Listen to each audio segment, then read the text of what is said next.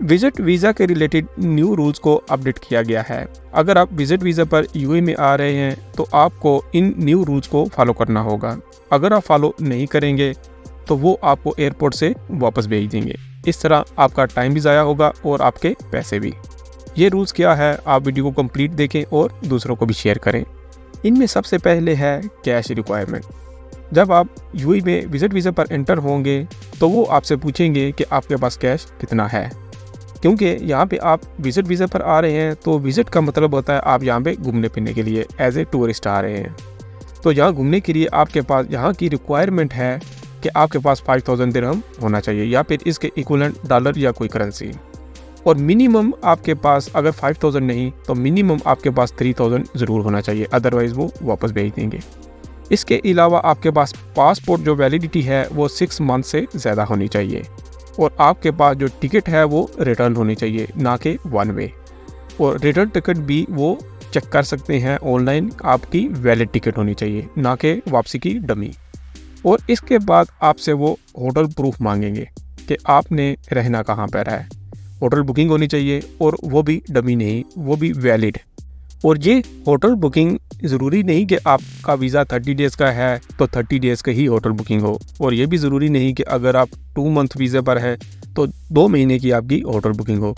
Hotel booking आप 1 week की भी कर सकते हैं। आप उनको कह सकते हैं कि इसके बाद मैं हो सकता है वापस आ जाऊं या फिर इसको एक्सटेंड कर लूं। और अगर आपके पास होटल बुकिंग नहीं है तो आपको प्रूफ शो करना होगा कि आप रहेंगे कहाँ पे। अगर आपका कोई यहाँ पे रिलेटिव है या कोई दोस्त है तो वो जहाँ पे रहता है उसका प्रूफ टेनेंसी कॉन्ट्रैक्ट आपको शो करवाना होगा और उसका साथ आईडी कॉपी भी होनी चाहिए। और वो उसको कॉल करके भी कंफर्म कर सकते हैं कि ये बंदा आया तुम्हारे साथ रहेगा या कि नहीं। और अगर आपके जानने वाले का टेनेंसी कॉन्ट्रैक्ट नहीं है तो आप सिर्फ आईडी कॉपी दिखाकर नहीं आ सकते, क्योंकि वो हो सकता है वो बेड स्पेस पर हो, वो खुद बेड स्पेस पर होगा तो वो आपको कहाँ पर रखेगा, तो वो इसको वैलिड नहीं समझते।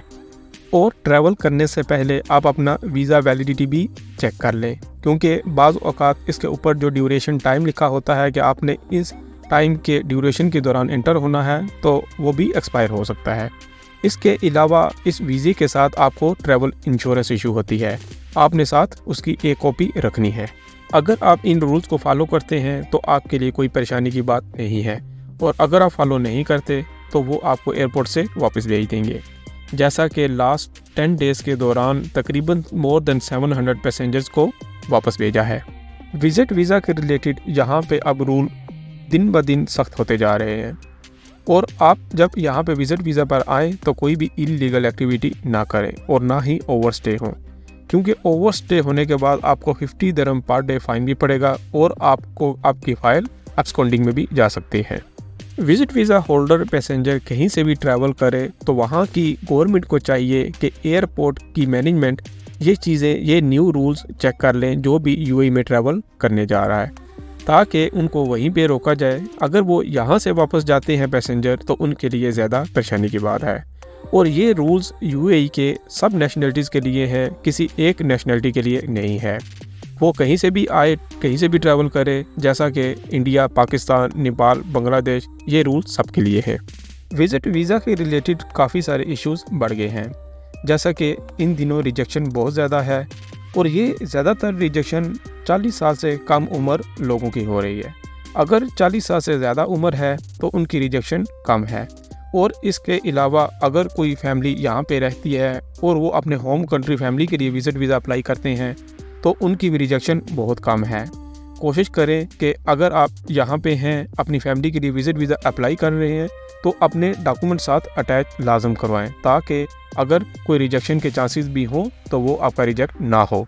अगर आप विजिट वीज़ा पर यूएई में आना चाहते हैं और आप अनस्किल्ड हैं तो ये आपको मालूम होना चाहिए काफ़ी अरसे से अनस्किल्ड लेबर के लिए यहाँ पे वीज़े बंद हैं, और हो सकता है कुछ कंफर्म नहीं, नेक्स्ट मंथ इनके लिए कुछ रूल्स नरम करें, कुछ इसमें लचक दिखाएं, क्योंकि यहाँ पे अनस्किल्ड लेबर की काफ़ी शॉर्टेज है और इनकी रिक्वायरमेंट भी है। अनस्किल्ड लेबर के यूएई में काफ़ी टाइम से वीज़े बंद हैं, और ये अगर नेक्स्ट मंथ भी इसमें नरमी नहीं करते तो अनस्किल्ड लेबर को भी चाहिए कि यूएई में अगर नहीं आ पा रहे तो इनको किसी दूसरे गल्फ़ कंट्री में भी ट्राई करनी चाहिए। दूसरे गल्फ़ कंट्रीज़ भी 6 से 7 ममालिक हैं। फॉर एग्ज़ाम्पल इस वक्त सऊदी अरेबिया में मार्केट काफ़ी तेज़ है, वहाँ पे अनस्किल्ड लेबर के वीज़े भी लग रहे हैं, इतने सख्त रूल्स भी नहीं है और वहाँ पे काफ़ी रिक्वायरमेंट भी है। अगर आपका 30 और 60 डेज़ का विज़िट वीज़ा रिजेक्ट हो गया है तो इसके अलावा भी विज़िट वीज़े का ऑप्शन है। आप 5 year multiple entry visit visa apply कर सकते हैं, जो कि इस वक्त बहुत ज़्यादा लोग अप्लाई कर रहे हैं और इसकी 90% अप्रूवल है। 90% इसके चांसेस हैं आपको विज़िट वीज़ा मिलेगा।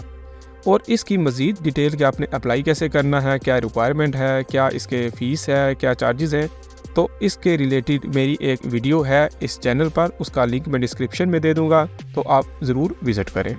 आपने वीज़ा जब भी अप्लाई करना है किसी ऑथोराइज्ड एजेंट के ज़रिए अप्लाई करना है और इसके अलावा अगर आपका कोई जान पहचान वाला है तो वो वेल एंड गुड।